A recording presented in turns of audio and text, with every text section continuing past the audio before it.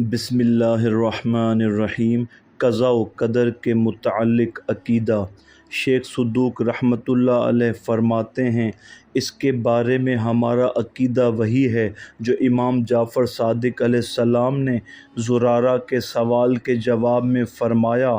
ज़ुरारा ने सवाल किया, ए मेरे आका, आप क़ज़ा व क़दर के मुतअल्लिक़ क्या फ़रमाते हैं? आप अलैहिस्सलाम ने फ़रमाया, मैं कहता हूँ कि जब रोज़े क़यामत अल्लाह ताला अपने बंदों को जमा करके सवाल करेगा तो उनसे सिर्फ़ उन उमूर के मुताल्लिक़ सवाल किया जाएगा जिनका उनसे अहद व पैमान लिया गया था। उन उमूर से मुताल्लिक़ बाज़ पुर्स नहीं की जाएगी जिन्हें उसने अपनी क़ज़ा व क़दर से नाफिज़ किया है। मसला क़दर के बारे में बहस करने से मुमानियत की गई है, जैसा कि अमीरुल मोमिनीन अली अलैहिस्सलाम ने उस शख्स के जवाब में फ़रमाया था जिसने मसला क़दर के मुताल्लिक़ आपसे सवाल किया था। मसला क़दर एक गहरा समंदर है, इसमें दाखिल न हो।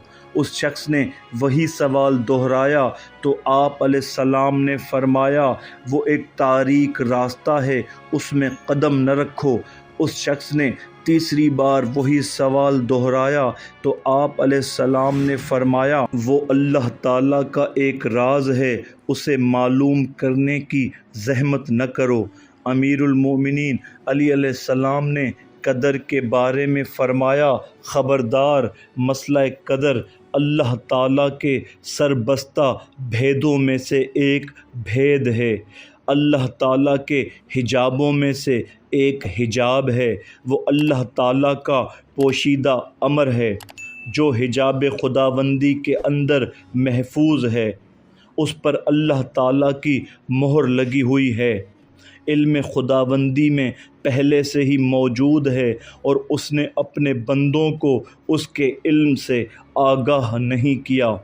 उनके इल्म, मुशाहिदे और अक़ल की रसाई से बहुत ज़्यादा दूर और बुलंद रखा है, क्योंकि बंदे न उसकी रब्बानी हकीकत और बेपनाह कुदरत का इदराक कर सकते हैं और ना ही उसकी नूरानी अज़मत और ना उसकी यकताई तक उनकी रसाई हो सकती है, क्योंकि ये मौजज़न और तलातुम ख़ैज़ समंदर है जो सिर्फ़ अल्लाह ताला ही के लिए है। इसकी गहराई और अमक ज़मीन व आसमान के फ़ासले के बराबर है। मशरिक़ व मग़रिब तक इसकी चौड़ाई है। स्याह रात की तरह तारीक है। सांप और मछलियाँ कसरत से मौजूद हैं। वो कभी ऊपर आ जाती हैं तो कभी तह की तरफ उतर जाती हैं।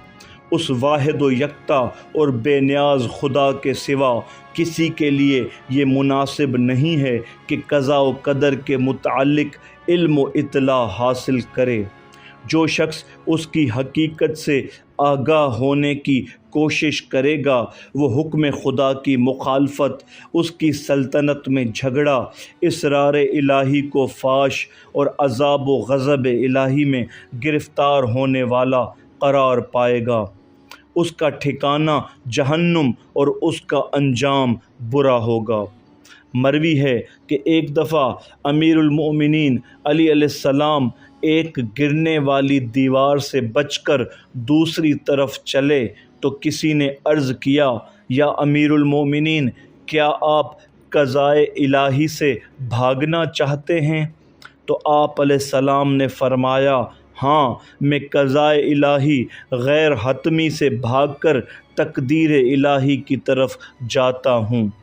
किसी ने इमाम जाफ़र सादिक़ अलैहिस्सलाम से पूछा, क्या तावीज़ भी क़ज़ा व क़दर को टाल सकता है? तो आप अलैहिस्सलाम ने फ़रमाया, हाँ, तावीज़ भी क़दर में से ही है। फ़ितरत और हिदायत के मुताल्लिक़ अक़ीदा। शेख अबू जाफ़र सदूक़ अलैहिर्रहमा फ़ितरत व हिदायत के मुताल्लिक़ फ़रमाते हैं, इस सिलसिले में हमारा अक़ीदा ये है कि अल्लाह ताला ने तमाम मखलूक़ात को अक़ीदा तौहीद पर पैदा किया है, जिसकी दलील अल्लाह ताला का फ़रमान है, فطرۃ اللہ التی فطر الناس علیہا، اللہ کی اس فطرت کی طرف جس پر اس نے سب انسانوں کو پیدا کیا ہے۔ وَمَا كَانَ اللَّهُ لِيُضِلَّ قَوْمًا بَعْدَ إِذْ هَدَاهُمْ حَتَّى يُبَيِّنَ لَهُم مَّا يَتَّقُونَ، اور اللہ کسی قوم کو ہدایت دینے کے بعد گمراہ نہیں کرتا جب تک ان پر یہ واضح نہ کر دے کہ انہیں کن چیزوں سے بچنا ہے۔ امام جعفر صادق علیہ السلام نے اللہ تعالیٰ کے اس ارشاد کی تفسیر میں فرمایا، اللہ تعالیٰ نے اپنے بندوں کو وہ تمام امور بتا دیے جو اس کی خوشنودی کا باعث ہوتے ہیں، اور ان باتوں سے بھی آگاہ کر دیا جن سے وہ ناراض ہوتا ہے۔ فَأَلْهَمَهَا فُجُورَهَا وَتَقْوَاهَا، پھر اس نفس کو اس کی بدکاری اور اس سے بچنے کی سمجھ دی۔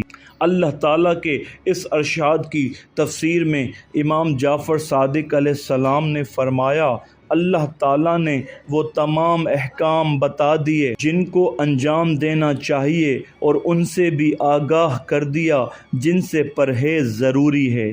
اِنَّا هَدَيْنَاهُ السَّبِيلَ إِمَّا شَاكِرًا وَإِمَّا كَفُورًا، ہم نے اسے راستے کی ہدایت کر دی، خواہ شکر گزار بنے اور خواہ ناشکرا۔ مذکورہ بالا آیہ شریفہ کی تفسیر میں امام جعفر صادق علیہ السلام نے فرمایا، ہم نے اس کو صحیح راستہ بتا دیا، اب وہ یا اسے اختیار کرے گا یا اسے چھوڑ دے گا۔ وَأَمَّا ثَمُودَ فَهَدَيْنَاهُمْ فَاسْتَحَبُّوا الْعَمَىٰ عَلَى الْهُدَىٰ، اور ادھر سمود کو تو ہم نے راہ راست دکھا دی تھی، مگر انہوں نے ہدایت کی جگہ اندھے رہنے کو پسند کیا۔ مذکورہ آیہ شریفہ کی تفسیر میں امام جعفر صادق علیہ السلام نے فرمایا، وہ لوگ حق کو پہچاننے کے باوجود گمراہی اختیار کیے ہوئے تھے۔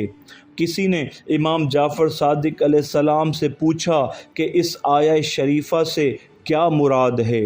وَهَدَيْنَاهُ النَّجْدَيْنِ، اور ہم نے دونوں راستے خیر و شر اسے دکھا دیے۔ تو آپ علیہ السلام نے فرمایا، ان سے مراد نیکی اور بدی کے راستے ہیں، اور فرمایا جن چیزوں کا علم اللہ تعالیٰ نے اپنے بندوں سے پوشیدہ رکھا ہے ان کی تکلیف بھی بندوں سے ساکت کر دی ہے، اور جن احکام کو ان کے پاس بھیجا ہے ان کی تعلیم بندوں کو دے کر حجت قائم کر دی ہے۔